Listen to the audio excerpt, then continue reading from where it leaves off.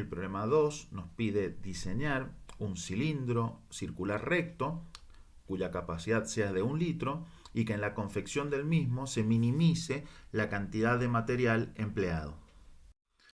Vemos que nuestro recipiente es un cilindro recto de radio R y altura H.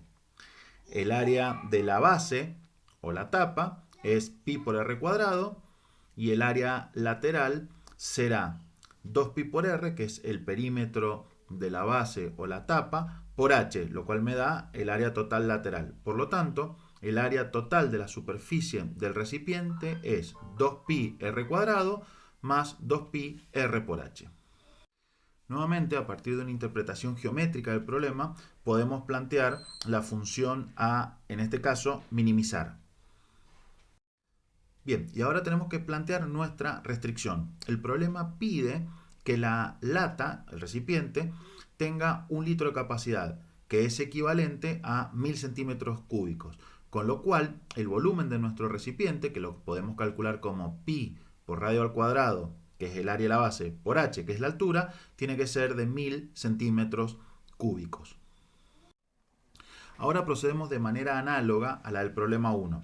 Despejamos h en función de r, o eventualmente podríamos haber despejado r en función de h y sustituimos en la función del área total del recipiente, de tal manera que el área, que originalmente dependía tanto de r como de h, ahora pasa a depender solamente de la función r.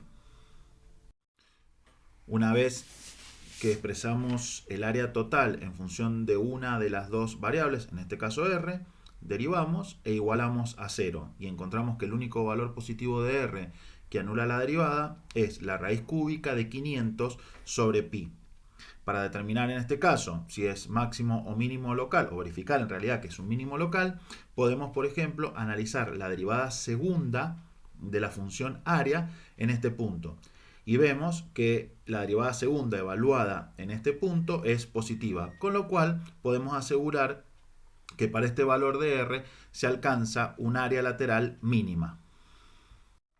Resulta entonces que nuestra función área alcanza un mínimo local en la raíz cúbica de 500 sobre pi y para este valor de r la altura correspondiente es 2 veces la raíz cúbica de 500 sobre pi. Es importante tener en cuenta que nuestro problema original pedía las dimensiones del recipiente, con lo cual en la solución tiene que estar especificado tanto el valor de r como el valor de h, que son los que me determinan las dimensiones del recipiente. Para el siguiente problema necesitamos tener en cuenta que la resistencia de una viga de madera está dada en términos de su ancho y su espesor. Si la viga es de sección transversal rectangular, no circular como aparece en el enunciado del ejercicio, sino rectangular, entonces la resistencia es proporcional al ancho por el cuadrado del espesor de la misma, donde K es una constante que va a depender del tipo de madera que se utilice para la viga. Observemos que en este caso, para encontrar R, no tenemos una interpretación geométrica como teníamos en los problemas anteriores. ¿Está claro? O sea, determinar esta función R en muchos casos es empírico. El álamo, por ejemplo, tiene una constante K menor que el roble. O sea, la madera de álamo es más blanda que la madera de roble. O sea que, llegado el caso, es preferible utilizar una madera noble, o sea, roble, pinotea, etc. Ahora, una vez elegida la madera, K está fijo y solamente pueden variar el ancho y el espesor de la viga.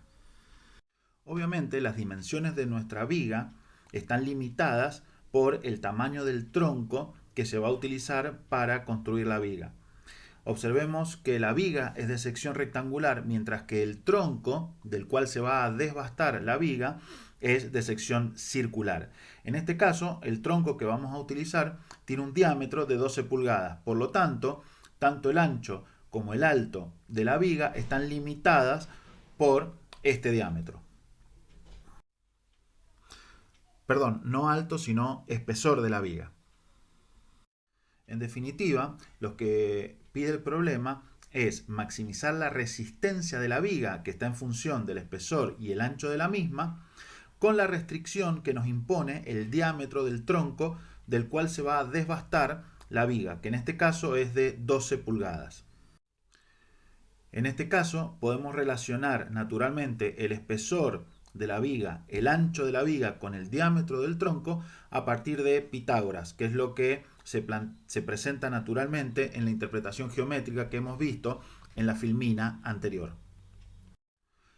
Nuevamente, de la restricción podemos despejar una de las variables en función de la otra. En este caso, elegimos despejar w al cuadrado en función de d.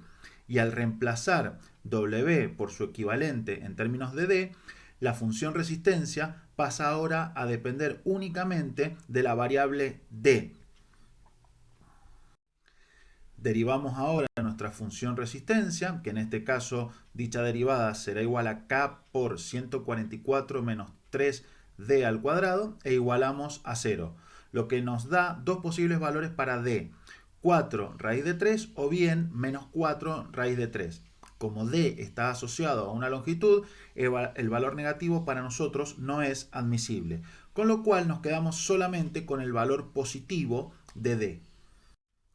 Utilizamos ahora la derivada segunda de la resistencia para determinar si en este valor de d que hemos encontrado la misma alcanza un máximo. Y al evaluar la derivada segunda en 4 raíz de 3 vemos que el valor alcanzado es negativo y por lo tanto en este punto lo que alcanza es un máximo. Si ahora reemplazamos en la restricción, obtenemos que w es igual a 4 raíz de 6.